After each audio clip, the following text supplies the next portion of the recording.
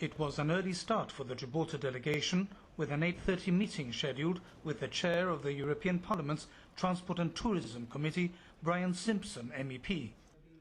4 hours later, at a briefing with the Gibraltar media in Brussels to cover the event, Mr. Picardo told us how that meeting had gone.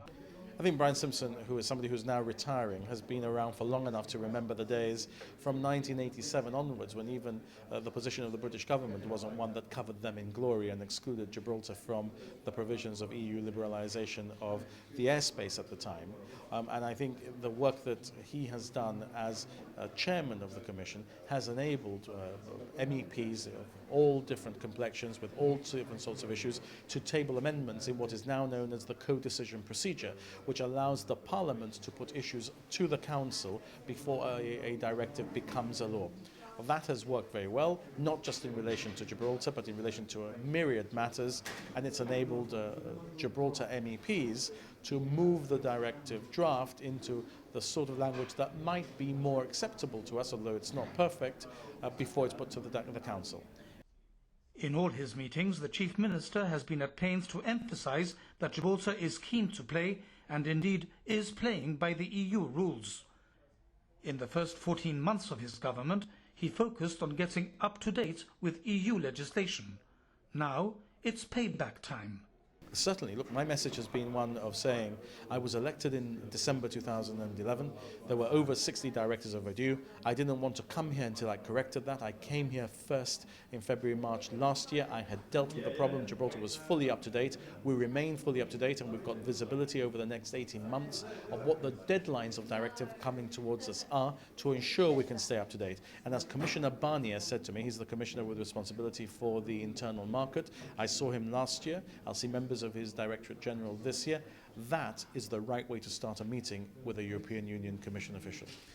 The attempt by Spain last week to block the application to Gibraltar of proposed legislation on air passenger rights has reminded many that the Spanish government had already agreed that the ROC should be included in such measures under the Cordoba Agreements.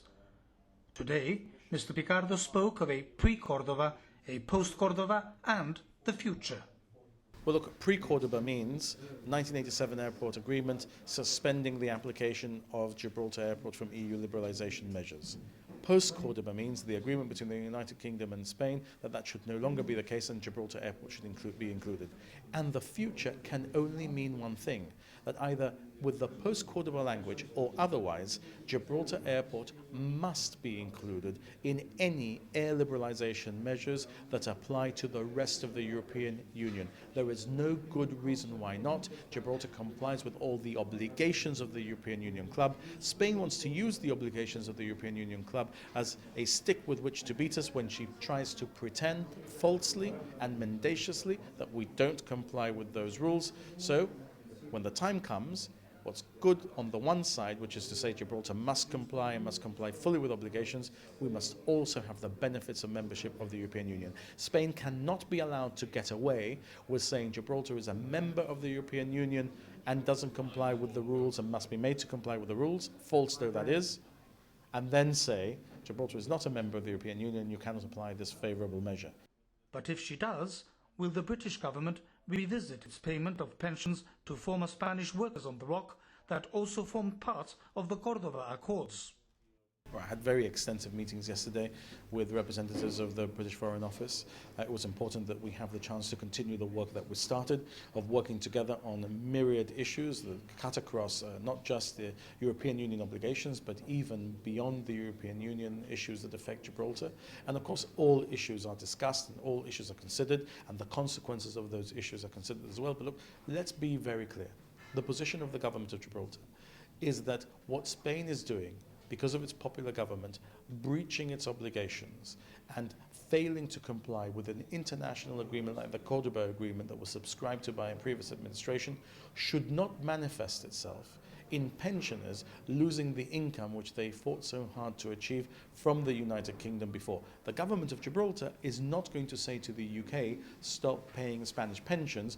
because Spain has dismally failed to comply with its own obligations and therefore has rendered Spain's signature on any accord really quite worthless given the way this present government has handled its Cordoba obligations. Tonight, the Gibraltar delegation will be able to continue its work in a more relaxed environment, at dinner in Sir Graham Watson's home. Stephen Neish, GBC News, Brussels.